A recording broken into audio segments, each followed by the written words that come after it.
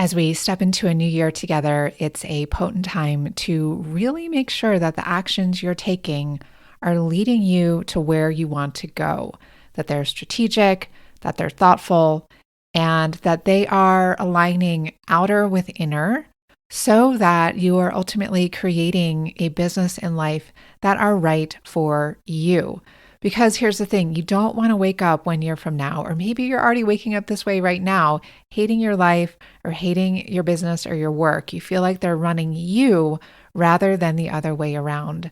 I've been there. I know it's not fun to say the least. So today we're going to talk through how to make sure that doesn't happen. Stay tuned.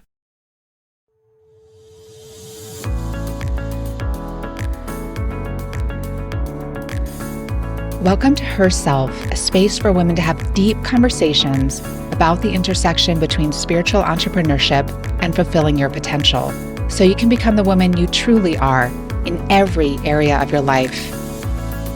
After being in business for over 2 decades, I've learned, as you likely have too, that as you grow your business grows you in unexpected, often challenging, yet miraculous ways. Here, we'll talk about how to get out of your own way so you can grow a business that's abundant and sustainable while allowing you to be a force for good in the world. I'll give you simple, actionable strategies as well as wisdom and inspiration to help you root into your wholeness, lead from your values, and work in ways that feel deeply aligned so you can bring your true self into the world through your business and in every area of your life. If you want to stop letting your business run you, first it helps to be aware that it is running you in the first place. So, as I often say in my teachings, awareness itself is curative. So, simply to be aware of what's happening. And oftentimes, when our business is running us, we are simply in go mode and we have very little time for be and or reflect mode. So the first thing is to pause enough to even notice, wow, yes, my business is running me right now. My work is running me right now. And here are some signs that that may be happening for you. The first one is you wake up in the morning feeling exhausted and dreading everything that you have to do that day. And then as you're going through the day, as you're doing those things, you also feel exhausted. You don't feel inspired. You don't feel enlivened or lit up by what you're doing. You don't have time to engage creatively in ways that, again, are really enlivening, in ways that are suited for you and help you to activate your creativity. Maybe you often feel like quitting or going to get a job, or if you're a therapist, going to work for an agency because you think that would just make things easier. But you know deep down that that wouldn't, that that has its own set of complications. And you're in a place of choosing your hard and acknowledging your trade offs, and that ultimately you want to work for yourself because that is the best vehicle for you to really do the work that you are uniquely here to do, to have the freedom that you need for your life and for your work. And also, you don't have an income ceiling. You can really earn as much as you want to, as much as you're willing to invest in your business.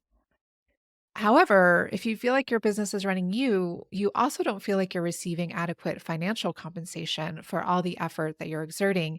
And the expenditure just doesn't seem worth it because the scales between giving and receiving feel highly out of balance. Now, if you find yourself feeling or experiencing any of these things, I first urge you to have compassion for yourself. You are not doing anything wrong. I want to normalize your experience of this. There's absolutely nothing wrong with having this experience. In fact, it's a necessary and, again, normal part of the entrepreneurial journey, at least at one point, usually at various points along the way. Yet, the key is not to stay there. The key is not to get stuck in this space for too long and to not make it your status quo. Because we know that when that is your status quo, when your business is running you, that is highly unsustainable, most especially for your physical, mental, and emotional health. And likely it's not doing great things for your relationships either. Now, remember, The most important asset in your business you, is you. So if you're not doing well, then likely your business isn't doing well either. And again, I want to say that I have been there. This is why I can speak about it because I know that territory. I know what leads to it, and I know what leaves us out of it. Now, the old iteration of my business that I closed down in early 2019, in that business, that was a frequent experience of mine. I often felt resentful toward my business. I felt like I was in constant giving and output mode. And my business definitely felt like it was running me rather than the other way around. So when I set out to start rebuilding my business a couple of years later in early 21, I did so with immense intention and various kind of bumpers. You know, when you go bowling and you put bumpers in the gutters, I put bumpers in place to check myself each step of the way. One of the core principles that I live by is one of the 7 habits of highly successful people that the late Stephen Covey laid out so well. And that is we begin with the end in mind. And in my year-long mentorship and mastermind program, Create Your Dream Business, this is the first thing that we do. We begin with the end in mind and get crystal clear on our unique visions of success. So we want to do this right at the start, whether that's the start of a new year, the start of a new personal or professional project. We need to take the time to step out of go mode, step out of automatic doing and pause so that we can deeply reflect. In that space, we can ask ourselves some important questions like, what do we want the finished product of this to look like? What do we want it to feel like for us? And if it's a business you're creating, how many offerings do you want? What kind of offerings do you want those to be? Do you want a team? If so, of how many people? Or would you rather work alone? How much do you want to work each week? How many days in the week? How many hours each week? What kind of schedule do you want? How much time do you want to take off? What I do first thing in my own annual planning as I go through my calendar is I block off all the time I'm taking off. Yes, I do that the very first thing. That is the number one priority to make sure that I am taking care of myself. So for me right now, I take at least a week off in the spring, at least a week off in the fall. I take off the whole month of August for a sabbatical and a few weeks in December. And this year, I'm also instilling 4-day work weeks in my business. And this is something I've informally done for years, but I did it personally, but I wanted to make it more official for everyone in the world of my business. So everything in my business is going to be closed down on Fridays, possibly except for when we're in launch mode or, doing some big event that may require us to be all hands on deck 5 days on certain weeks, but otherwise taking Fridays off all around. And I do this first, I map this out first, and then I work everything else around that. I work out when I'm doing launches, when I'm teaching programs, when I'm having my meetings, when I'm working with clients. So this is one way that I begin with the end in mind because at the end of the year, I want to feel resourced. I want to feel like I had time to reset and fill my cup. And I want to feel like I had time to do other things in my life aside from my work. And that I had time to give back to myself instead of only being in giving mode and being in engagement with others mode through my work. As much as I love my work, I don't want to be doing that all the time. In addition to beginning with the end in mind, we also want to make sure that we are building our businesses around the things that we actually enjoy. And I know that we've all heard these questions like, what are the things that you do when you lose track of time? What are the things that you loved to do when you were a small child? What are the things you're doing when you find yourself in the flow state and that you do even without getting paid? And don't get me wrong, I'm all about supporting you and being well paid. And another question is, what do you consider to be your zone of genius? So, also to be clear, this doesn't mean that we don't need to do any quote grunt work. That is part of building a business for sure, especially when you're in startup mode, or if you're a solopreneur. I have heard author and inspirational speaker and very successful entrepreneur and business owner Brendan Burchard speak about the importance of adhering to the 60-40 rule in business. So, this is different than the 80-20 rule. And he says that 60% of the time, we want to be working in our zone of genius, doing the things that will really move the needle.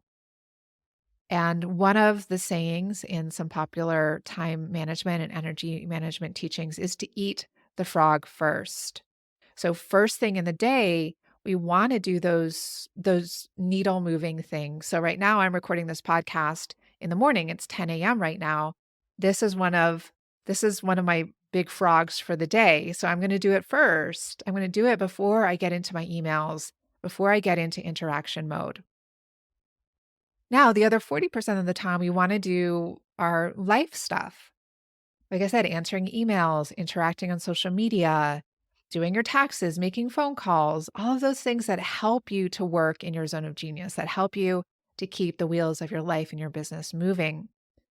And we want to pay close attention to how much space we're allotting to those two buckets of things, to how much time we're in our zone of genius, how much of the time we're doing life stuff, to make sure that that 40% of life stuff doesn't overtake the 60% of moving the needle activities.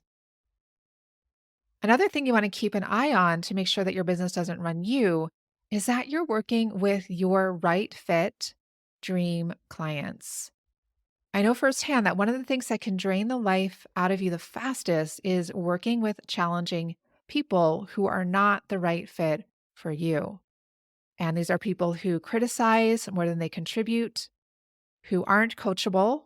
They're not taking your mentorship and putting it into action. They're not willing to roll up their sleeves and do the work. They're constantly pushing your boundaries. And overall, they're making your life a lot more challenging than it needs to be. So, this is part of beginning with the end in mind and really getting clear on who do you most want to work with? Who are the types of people that you feel energized working with, that you feel lit up working with, that you feel inspired working with, that it really feels like a collaboration and a partnership? And how can you take steps each day to bring more of these people into the world of your business? How can your sales and marketing plans be geared to exactly speak to this type of person and to even repel those types of people that you don't like to work with? And last, the final, and I'd say even the most important step in making sure your business isn't running you is to really ensure that you have a clear, inspiring, doable, actionable plan that will take you from where you are today to your desired end. And let's say the end of this year. So, to your unique vision of success at the end of 2024. And without a plan, we stay in reactivity. And the more exhausted we get, the more we feel like we're spinning our wheels, the more that we're waking up not feeling excited about our days, the more reactive we become. And then we're building our businesses and our lives by default rather than by really intentional aligned design. Again, I've done that before. It didn't turn out well. This is part of the process, but we don't want to stay stuck there. We don't want this to be the norm. Many of my clients come to me in this state, and then we do the work of untangling, helping them to come into deeper alignment and sovereignty so that they can have a plan in place to really feel inspired again, to really have the space that they need to take care of themselves, to tend to the areas of their lives that they want to tend to. Because we want to feel excited, motivated, and rested when we wake up each morning. And this way we can do the work that we're born to do and be well compensated for it. Now, if you want support in crafting this type of a plan for yourself, this deeply aligned, self led plan for your business and life in 2024, I'm offering a brand new 5-part workshop series that starts on January 16th that will help you to do this. And I've designed it to be as accessible as possible, both in terms of price and time and energy commitment. It's only $47. And on each of these 5 days, I'll be guiding you through one crucial action step so you can do this. So you can design a business this year that's sustainable, that's profitable, that's a conduit for the sacred in the world, and that most importantly, you love, that you feel lit up by. And I'm distilling the core practices that I've learned and applied myself over the years, which is a combination of smart business strategy to bring structure to the external elements of your business design, and internal family systems to make sure you get all the internal parts of you on board with implementing this design. Because I think we all know that the reason why so many New Year's resolutions fizzle out by the end of January, or at best the middle of February, is because the inner and outer aren't lined up. All parts of your being weren't on board with implementing that vision in the first place. And willpower can only get us so far. Willpower is exhaustible. So we come out of the gates in the new year with a lot of willpower, but then it fizzles away. And when that inner alignment isn't in place, we just go back to how things were. True wholeness and alignment are what's needed to take those initial intentions all the way through the year. And that's exactly what you'll walk away from this workshop with. So let's make 2024 the year that you stop letting your business run you. Let's make it the year that you step into it intentionally, strategically, in a deeply soul aligned and parts aligned way, with support and community. And this is what this new 5-part workshop series, Design Your Dream Business in 2024, is all about. So again, we start on January 16th. And if you can't come to any or all of the 5 live workshop sessions, replays are available until the end of January. It's only $47, which is a great investment to make in yourself and your business at the start of the year. And you can learn more and join us at programs-sarahavaughnstover.com/workshop. That's programs-sarahavaughnstover.com/workshop. And you can also find the link in the show notes. I would love to support you in putting a plan together to stop letting your business run you this year. Again, because I know how painful it is, and I know how much is possible when we do something different. So here's to 2024 being a year of deep inner and outer alignment that leads to the fulfillment of your unique vision of success.